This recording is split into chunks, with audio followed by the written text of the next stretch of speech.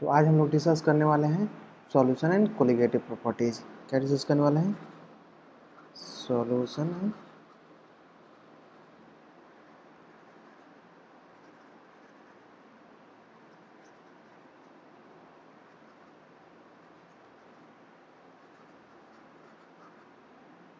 Properties. Okay, उसके बाद हम लोग सबसे पहले किसी भी चैप्टर का पहले क्या देखते हैं, पहले उसका ओवरव्यू देखते हैं। ओवरव्यू किसी भी चैप्टर का इम्पोर्टेंट पार्ट क्यों होता है?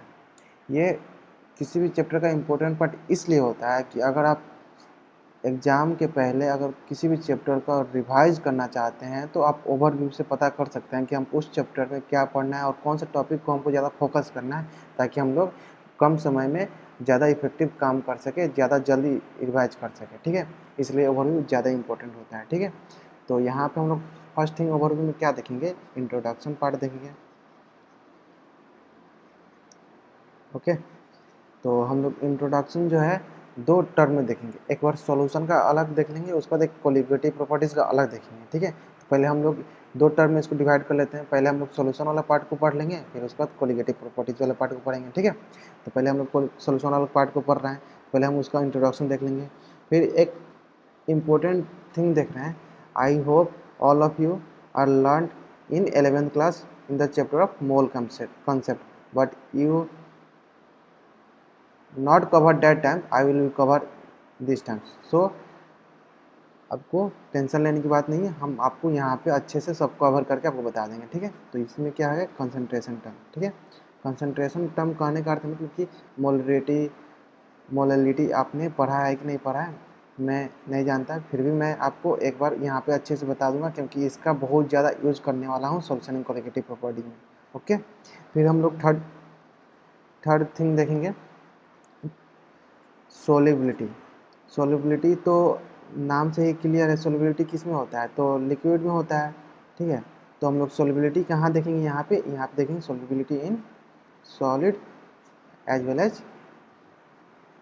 आपका गैसेस में। ओके, फिर फोर्थ नंबर जो देखेंगे बहुत ही इम्पोर्टेंट है, वह है हेनरीज लॉ। क्या है? Henry's law. आप इसके बगल में लिख लीजिएगा, क्योंकि ये बोर्ड में अगर चैप्टर दिया रहेगा आपको, कि बोर्ड में चैप्टर दिया रहेगा कि solution in colligative properties syllabus में है, तो आपको एकदम 99% चांसेस में पूछ देगा कि what is Henry's law and describe this. ठीक है, तो डेट टाइम्स आपको उस समय ये हेनरीज लॉ अच्छे से एक्सप्लेन करके लिखना पड़ता है। ठीक है, तो इसलिए ज़्यादा इंपॉर्टेंट हो जाता है बोर्ड के बेसिस पे। ठीक है, तो हम आपको ऐसे तरीके से बताऊंगा, क्योंकि अब बोर्ड में क्या किसी भी कम्पिटेटिव एग्जामिनेशन में इसको अच्छे से क्लियर कर पाएंगे। ठीक है, और फिफ्थ टर्म हम लोग देखेंगे वेपर कंपोजिशन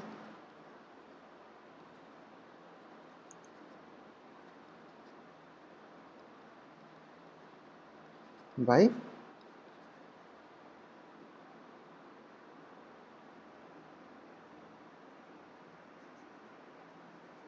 रावत लॉ। ठीक है, ये आपका first important part of solution in colligative properties है। क्यों? क्योंकि आपको किसी भी कम्पिटेटिव एग्जामिनेशन में आपसे इससे ज़्यादा सवाल पूछा जाता है, अगर वो उस कम्पिटेटिव एग्जामिनेशन के सिलेबस में सॉल्यूशन इन कोलिगेटिव प्रॉपर्टीज है तो। ठीक है, उसके बाद हम लोग, जैसे ये टोटल ओवरव्यू था आपका सॉल्यूशन पार्ट का। ठीक है, अब हम लोग टोटल ओवरव्यू देखेंगे कोलिगेटिव प्रॉपर्टीज का। ठीक है, तो आगे बढ़ते हैं। अब हम लोग देखेंगे, जैसे आपको बता दिए कि अभी हम लोग क्या देखे थे, पहले सॉल्यूशन का ओवरव्यू देख लिए थे, अब हम लोग किसका ओवरव्यू देखेंगे, अब हम लोग देखेंगे कोलिगेटिव प्रॉपर्टीज़ का। तो पहले पता करेंगे कोलिगेटिव प्रॉपर्टीज़ होता क्या है। ओके, कोलिगेटिव प्रॉपर्टीज़ में अभी आपको मैं थोड़ा सा ओवरव्यू देता हूँ कि कोलिगेटिव प्रॉपर्टीज़ मतलब कि आयनिक कंपाउंड का, मतलब जिसमें डिसोसिएशन हो सके, एसोसिएशन हो सके, वैसे कंपाउंड का हम कोलिगेटिव प्रॉपर्टीज़ देखेंगे। ठीक है, उसमें इसमें इसमें दो तीन टर्म जो है बहुत इंपॉर्टेंट है, वो है फर्स्ट थिंग्स आपका RLVP। क्या है? RLVP फुल फॉर्म होता है आपका relative lowering vapour pressure.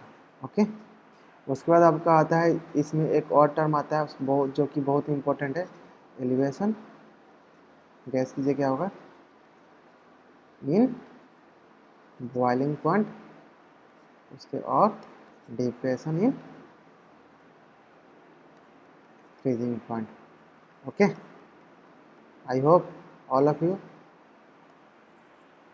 listen that things, but you not listen that thing, I will be tell you in details, so you will be grasp it and further applied in further courses। Okay, तो इसके बाद हम लोग देखेंगे कि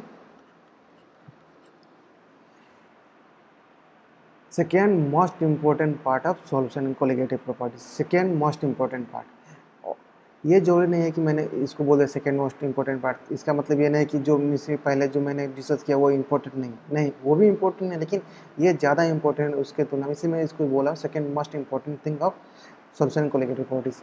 gas कीजिए क्या हो सकता है, तो है वो ऑस्मोटिक प्रेशर। ऑस्मोटिक प्रेशर, इसमें हम लोग रिवर्स ऑस्मोसिस के बारे में पढ़ेंगे, जो हम आरओ में यूज होता है उसके बारे में हम लोग डिस्कस कर लेंगे, ठीक है। उसके बाद third important topic of solution colligative properties as a point of view of examination, competitive examination, not board examination।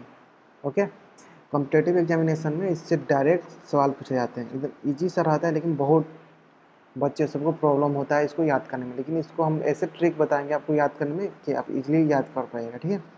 Type of solution, type of solution, there are two type होता है सॉल्यूशन का, एक होता है आइडियल, एक होता है non ideal.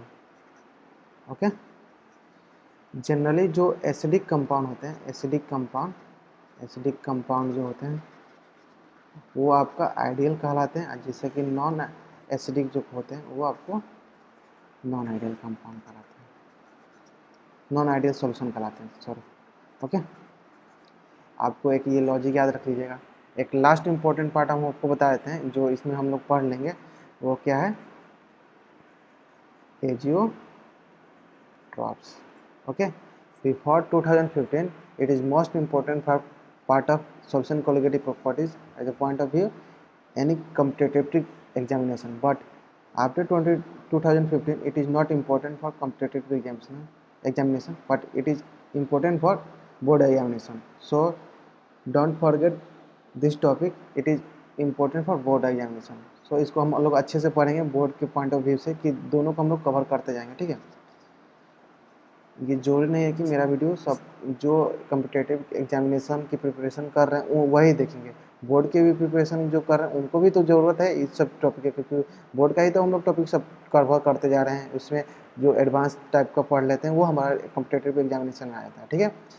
तो ये था टोटल ओवरव्यू, इसमें आपको कौन कौन सा ज़्यादा अच्छे से मार्क आउट करना है और क्या अच्छे से पढ़ना है, तो इसमें RLVP अच्छे से पढ़ना है, एलिवेशन बॉइलिंग पॉइंट रिविजन अच्छे से पढ़ना है, ऑस्मोटिक प्रेशर अच्छे से पढ़ना है, उसका टाइप ऑफ सॉल्यूशन अच्छे से पढ़ना है, ठीक है।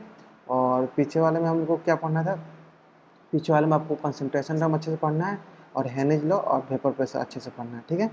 मार्कआउट तो करा ही दिया है, जैसे कंसंट्रेशन टर्म हम लोग को डिफरेंट टाइप का कंसंट्रेशन टर्म पढ़ना है, जैसे कि परसेंटेज W/W को भी डिस्कस करेंगे, परसेंटेज V/V को भी डिस्कस करेंगे, परसेंटेज W/V को भी डिस्कस करेंगे, और मोलरिटी को तो हम पता है ही, इन तीनों टर्म को डिस्कस करेंगे। ओके, ये था टोटल आपका overview of solution and colligative properties, ठीक है। तो अगले लेसन में हम लोग डिफरेंट एक एक टॉपिक को कवर करते जाएंगे, जैसे कि इंट्रोडक्शन कवर करेंगे, फिर कंसंट्रेशन को, ठीक है। तो thank you for watching my video.